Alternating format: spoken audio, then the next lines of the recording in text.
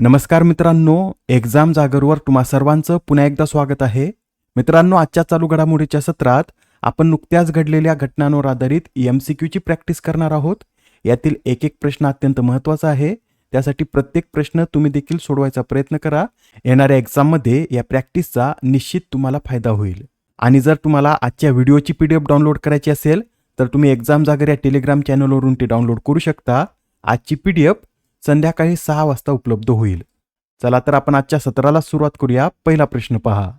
जगातील पहिली अणुप्रक्रिया उष्णता आधारित हायड्रोजन उत्पादन सुविधा कोठे उभारण्यात आली? या प्रश्नाचं उत्तर आहे पर्याय क्रमांक 3 म्हणजे जगातील पहिली अणुप्रक्रिया उष्णता आधारित हायड्रोजन उत्पादन सुविधा ही तामिळनाडू या राज्यात सुरू करण्यात आली. आता याचा नेमका अर्थ काय? तर मित्रांनो, यात हायड्रोजनची निर्मिती ही अणुऊर्जेपासून निघणाऱ्या उष्णतेपासून तयार करण्यात येते व जगामध्ये पहिल्यांदाच अशी उत्पादन सुविधा आपल्या भारतातील तामिळनाडू या राज्यात सुरू करण्यात आली. तामिळनाडूमध्ये कोठे?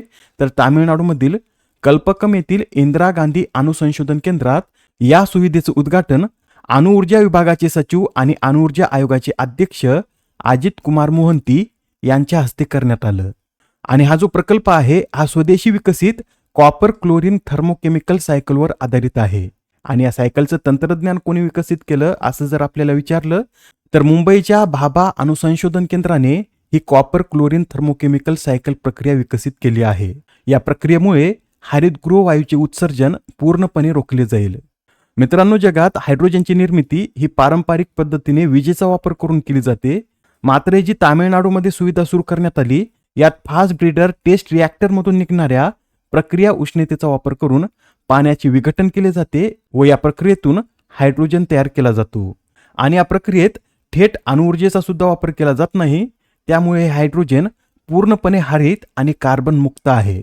आपल्याला असा प्रश्न निर्माण होतो की यात अणुऊर्जा वापरली जाते तर हा प्रकल्प कार्बन मुक्त कसा? तर मित्रांनो, यात थेट अणुउष्णतेचा वापर केला जात नाही तर प्रक्रिया उष्णतेचा वापर केला जातो. त्यामुळे हा प्रकल्प पूर्णपणे हरित आणि कार्बन मुक्त आहे.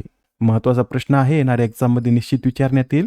यासच हे सुद्धा लक्षात ठेवा, कल्पकम आणि कुडमकुलम अणुऊर्जा प्रकल्प हे तामिळनाडू या राज्यात आहेत. आणि भारतात जे इतर अणुऊर्जा प्रकल्प आहेत यात रावतभाटा राजस्थान, काकरापारा गुजरात, तारापूर महाराष्ट्र, केगा कर्नाटक, तर नरोरा हा अणुऊर्जा प्रकल्प उत्तर प्रदेश या राज्यात स्थित आहे. Next question. दुसऱ्या पॅक सिलिका शिखर परिषदेचं आयोजन कोणत्या शहरात करण्यात आले? तर या दुसऱ्या पॅक सिलिका शिखर परिषदेचं आयोजन अमेरिकेतील वॉशिंग्टन DC येथे करण्यात आलं होतं.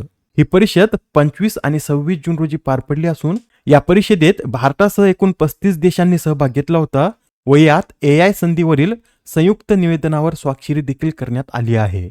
या उपक्रमाची पहिली परिषद डिसेंबर 2025 मध्ये आयोजित करण्यात आली होती, ज्यात भारत सहभागी नव्हता कारण त्यावेळेस भारत पॅक सिलिकाचा सदस्य नव्हता. बरं, आपला भारत या पॅक सिलिकाचा कधी सदस्य बनला? तर 20 फेब्रुवारी 2026 रोजी भारत या पॅक सिलिकामध्ये सामील झाला. अजून एक परिषद पहा. 16व्या केंद्रीय आरोग्य आणि कुटुंब कल्याण परिषदेचं अध्यक्षपद कोणी भूषवले? तर जी 16वी केंद्रीय आरोग्य आणि कुटुंब कल्याण परिषद आहे याचं अध्यक्षपद JP नड्डा यांनी भूषवलं. मित्रांनो, सध्या JP नड्डाच हे केंद्रीय आरोग्य आणि कुटुंब कल्याण मंत्री आहेत व त्यांच्याच अध्यक्षतेखाली ही 16वी केंद्रीय आरोग्य आणि कुटुंब कल्याण परिषद पार पडली. या परिषदेचं आयोजन 29 जून रोजी नवी दिल्ली येथे करण्यात आलं. याआधी सुद्धा काही महत्त्वपूर्ण परिषदा पार पडल्या होत्या, त्या एकदा आपण रिवाईज करून घेऊया. पहा, संयुक्त कमांडर परिषदेचं आयोजन जयपूरमध्ये करण्यात आलं. 5व्या ब्रिक्स सर्वोच्च लेखा परीक्षण संस्था नेत्यांची शिखर परिषद नवी दिल्लीत पार पडली. 79व्या जागतिक आरोग्य परिषदेचं आयोजन स्वित्झर्लंड. 3री भारत नॉर्डिक शिखर परिषद ओस्लो. 26व्या मध्य विभागीय परिषदेचं आयोजन छत्तीसगड. 52व्या G7 शिखर परिषदेचं आयोजन फ्रान्स. 68व्या आशियाई उत्पादकता संघटनेच्या नियामक मंडळाच्या बैठकीचं आयोजन नवी दिल्ली. तर भारताची पहिली राष्ट्रीय AI आणि डिजिटल जल शिखर परिषद ही बेंगलोर या शहरात पार पडली. पुढील प्रश्न. कोणते कॉम्प्युटर हे जगातील सर्वात वेगवान सुपर कॉम्प्युटर बनले आहे? तर मित्रांनो, आता चीनचं लाईनशाइन हे कॉम्प्युटर जगातील सर्वात वेगवान सुपर कॉम्प्युटर बनलं आहे. या चीनच्या लाईनशाइन सुपर कॉम्प्युटरने अमेरिकेच्या एल कॅपिटलला मागे टाकत जगातील सर्वात वेगवान कॉम्प्युटर बनण्याचा मान मिळवला आहे. लाईन शाईनची कमाल क्षमता अंदाजे 2.19 वॉट एक्साफ्लॉप्स इतकी आहे. याचाच अर्थ हे सुपर कॉम्प्युटर प्रति सेकंद 2 क्विंटिलियनपेक्षा जास्त जटिल गणितीय गणना करू शकतं. आणि मित्रांनो, 2017 नंतर प्रथमच एका चीनी कॉम्प्युटरने जागतिक टॉप 500 क्रमवारीत पहिलं स्थान पटकावलं आहे. यात आतापर्यंत अमेरिकेचं एल कॅपिटल हे पहिल्या क्रमांकावर होतं, पण आता ते कम्प्युटर दुसऱ्या क्रमांकावर आलं असून तिसऱ्या आणि चौथ्या क्रमांकावर सुद्धा अमेरिकेचेच कम्प्युटर आहेत. या तिसऱ्या क्रमांकावर अमेरिकेचं फ्रंटियर, तर चौथ्यावर अरोरा आहे व 5व्या क्रमांकावर जर्मनीचं ज्युपिटर हे सुपर कम्प्युटर आहे.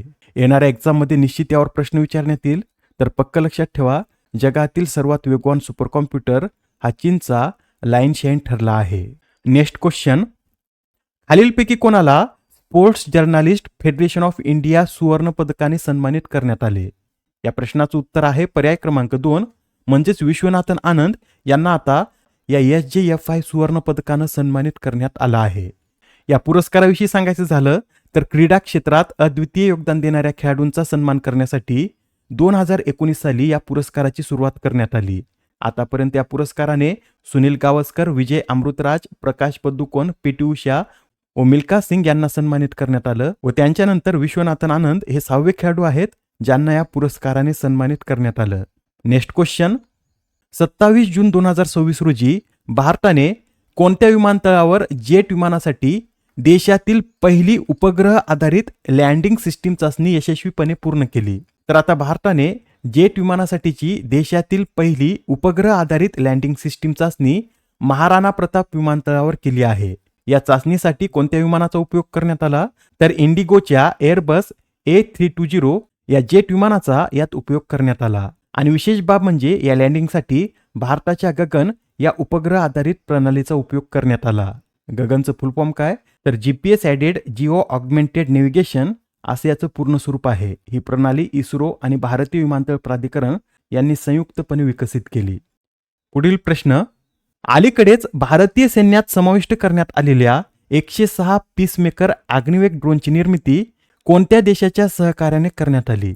तर हे जे पीसमेकर अग्निवेग ड्रोन आहेत याची निर्मिती बेलारूस या देशाच्या सहकार्याने करण्यात आली. या ड्रोनच्या निर्मितीसाठी बेलारूसच्या KB इंडेला या कंपनीची मदत घेण्यात आली. मित्रांनो, या ड्रोनचं वैशिष्ट्य काय? तर पारंपरिक प्रोपेल असलेल्या ड्रोनच्या विपरीत हे अग्निवेग ड्रोन जेट शक्तीवर आधारित तंत्रज्ञानावर कार्य करतात. आता स्पोर्ट्सवर आधारित न्यूज पहा. ISSF ज्युनियर वर्ल्ड चॅम्पियनशिप 2026च्या पदतालिकेत कोणत्या देशाने पहिले स्थान पटकावले? तर मित्रांनो, पुन्हा एकदा भारताने या रँकिंगमध्ये पहिलं स्थान पटकावलं आहे. या वर्ल्ड चॅम्पियनशिपमध्ये भारताने एकूण 25 पदके पटकावलेत, ज्यात 7 सुवर्ण, 8 रौप्य व 10 कांस्य पदकांचा समावेश होता. बरं, यंदाच्या ISSF ज्युनियर वर्ल्ड चॅम्पियनशिपचं आयोजन कुठे करण्यात आलं होतं? तर याचं आयोजन जर्मनीमधील सुहल येथे करण्यात आलं होतं.